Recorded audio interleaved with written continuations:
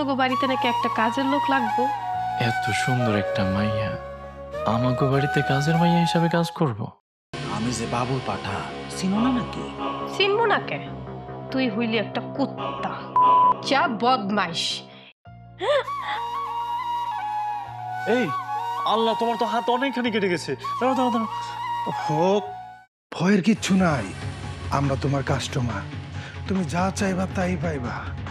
কত টাকা লাগবে তোমার? না, এবার হাত করো তো। ছি ছি ছি, এইটাও আমার দেখতে হইলো।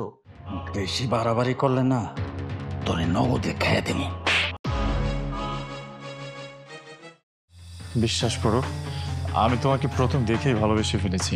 আমাকে পুতুল বানায় খেলতে ইচ্ছা করে যে যখন যা মশে করে দিবেন। আমিও তোর অহংকার ভাঙ্গে একদম চুইরা দিক। খুশি সংবাদ, আপনাদের মেয়ে মা হতে চলেছে। এসব আপনি কি করতেছেন ডাক্তার সাহেব?